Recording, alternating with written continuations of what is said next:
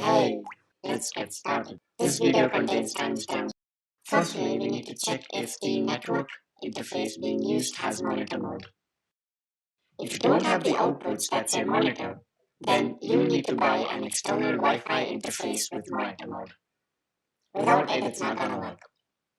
Also, if you have a more recent laptop, then you should probably have an inbuilt interface with monitor mode. There are some processes that we need to kill, otherwise it's gonna bring us back to managed mode.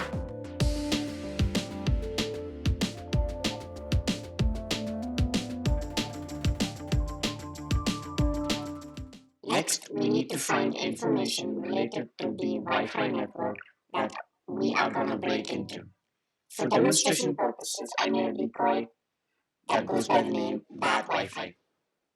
Think of the bssid ID as a MAC address of the access point or Wi-Fi network, and consider channels similar to TV channels.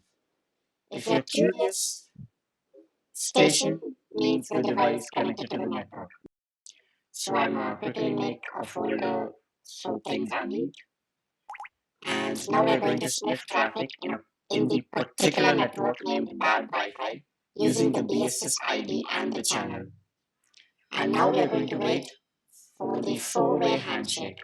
So this four-way handshake takes place when someone connects into our network. Oh, I made a spelling mistake there. Okay. Now since I'm the one controlling the decoy network, I am going to forcefully kick everyone outside the network by sending deauthentication frames as a form of broadcast. I'm going to broadcast deauthentication frames. Now using the handshake we received, we can now brute force passwords.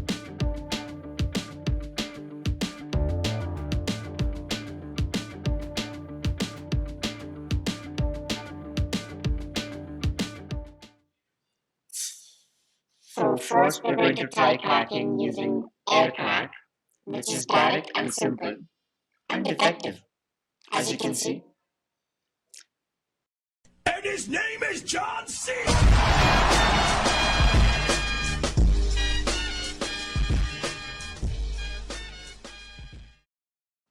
After this, now we're going to do the same thing, a brute force attack with Hashcat. For this, we need to convert our .cap file to a Hashcat compatible file.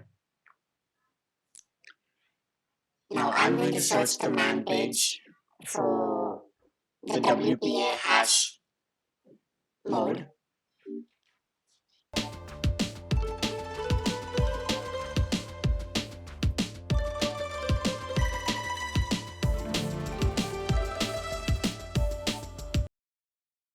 Yeah, we have this. John C.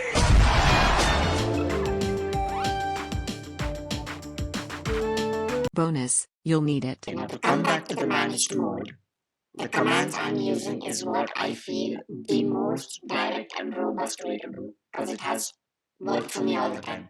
When I first did this, I struggled to go back to managed mode.